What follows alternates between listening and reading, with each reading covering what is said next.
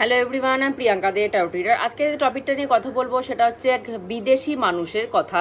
তার নাম হচ্ছে মাইকেল মিচিগান সাহেব। মাইকেল মিচিগান সাহেব বিদেশি একজন মানুষের কথা।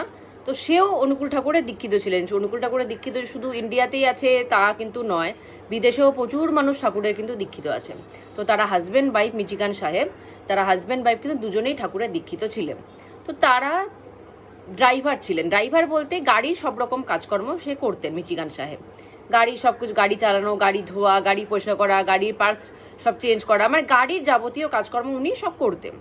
তো খুব একটা হাই লেভেলের সংসার তাদের ছিল না, মধ্যবিত্ত ঘরে যেরকম আমরা বলি সেরকমই ওনাদের দিন আনা দিন খাওয়া, কিন্তু ওনারা মানুষ ছিলেন। তো উনার যে ওয়াইফ ছিলেন উনি খুব ঠাকুরের বেশি ভক্ত ছিলেন হাজবেন্ডের থেকেও।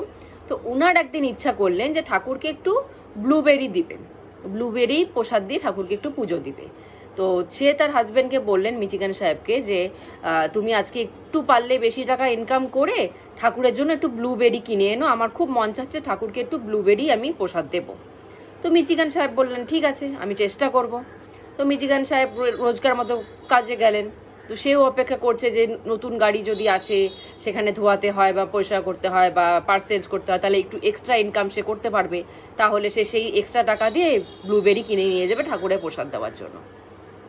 তো সে কাজে যাওয়ার পর একটা গাড়ি আসলেন, গাড়ি এসে একটু ধুয়ে দিতে বললেন, পরিষ্কার করে দিতে, মানে কিছু তার টুকটাক জিনিস পার্টস খারাপ হয়ে গেছিলো, প্রবলেম হচ্ছিলো, সেটা ঠিক করে দিতে বললেন, করে দিলেন। সব করে দেওয়ার পরে তো উনি ভাবছেন যে কিছু এক্সট্রা পেমেন্ট উনি পাবে। তো তারপর ওই সাহেব আবার মিচিগান সাহেবকে ডেকে বলছেন যে আমার কাছে এক্সট্রা কিছু পেমেন্ট নেই, তো আমি আমার একটা বক্স আছে, সেই বক্সটা তোমাকে দিচ্ছি, সেটা তুমি নিয়ে যাও, সেটা হয়তো তোমার কোনো কাজে লাগতে পারে।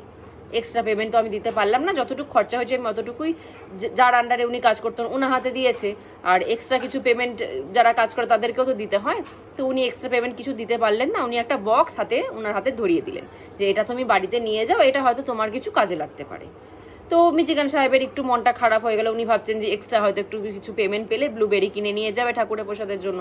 তো বক্সটা উনি হাতে করে নিয়ে নিলেন। এখন কি করবেন, কিছু বলতেও পারলেন না। বক্সটা হাতে করে নিয়ে সারাদিন পর উনি বাড়িতে ফিরেছে। তো ওনার ওয়াইফ সাথে সাথে জিজ্ঞাসা করছে যে তুমি ব্লুবেরি কিনে এনেছো ঠাকুরের জন্য, এক্সট্রা ইনকাম হয়েছে?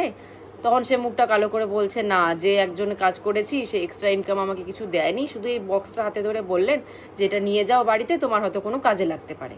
তো ওনাই ওয়াইফকে উনি এই বক্সটা উনি হাতে দিলেন, যে এটাই উনি দিলেন, দেখো কি আছে। তো বক্সটার সাথে সাথে যেই খুলেছে তার ওয়াইফ, সাথে সাথেই দেখে বক্সটা ভর্তি ব্লুবেরি, ভর্তি মানে ব্লুবেরিতে একদম ভরা পুরো। তো সে সাথে সাথেই তার হাজব্যান্ডকে দেখাচ্ছে, দেখো ঠাকুর কি কাণ্ড করেছে। ঠাকুর বুঝেছে যে আমি ব্লুবেরি তাকে দিতে যাচ্ছি প্রসাদে, সে পুরো বক্স ধরেই ব্লুবেরি আমার হাতে পাঠিয়ে দিল।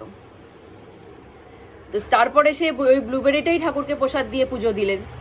তো ঠাকুর না আমাদের এই মনের ইচ্ছাগুলো বুঝে যায়, যে তাকে যদি আমরা মন ফুলে মানে মুখ ফুটেও যদি না বলি যে আমার এটা ইচ্ছা করছে, আমার মনে কি চলছে না সেটার পর্যন্ত ঠাকুর বুঝে যায়। ঠাকুর বুঝে গেছেন যে ওনাদের ব্লুবেরিই দরকার, টাকা না হলেও টাকাটা ইনকাম করতে কেন চাচ্ছিল, যে ব্লুবেরিটা কিনে আনতে পারে তার জন্যই, এক্সট্রা ইনকামটা ওই জন্যই করতে চাচ্ছিল। তো উনি সেই বক্স ভর্তি ব্লুবেরি ওনাকে দিয়ে দিয়েছেন, এক্সট্রা ইনকাম না দিয়ে ডিরেক্ট ব্লুবেরি দিয়ে দিয়েছেন প্রসাদ দেওয়ার জন্য, অন্য কিছু কিন্তু দেননি। তো সেরকম দয়াল না আমাদের মনের সব কথা বুঝে যায়, যতটুকু আমরা মুখে বলি, যতটুকু আমরা বলি না, দুটোই উনি বুঝে যায়। আমার এই সেম জিনিসটা আমার সাথেও হয় রেগুলারলি, যে সব কথা তো বলে ওঠা হয় না, মনে মনে আমি কিছু ভাবছি, আমি কিছু প্রিপারেশন নিচ্ছি, কিছু করব ভাবছি, তো তাকে এটা আমার বলে ওঠা হয়নি, কিন্তু সে তো জানে যে আমি এটা ভাবছি, পরিকল্পনা করছি। তো সাথে সাথে তখন ওই জিনিসটার জন্যও আমাকে সঠিক বা ভুল কিছু ভাবছি আমি, ওটারও অ্যান্সার সে আমাকে দিয়ে দেন। আমি নিজেই অবাক হয়ে যাই যে এটা তো তোমাকে আমি মুখ ফুটে বলিও নি, তুমি আমাকে অ্যান্সারটা দিয়ে মানে কারো মাধ্যম দিয়ে দিলা।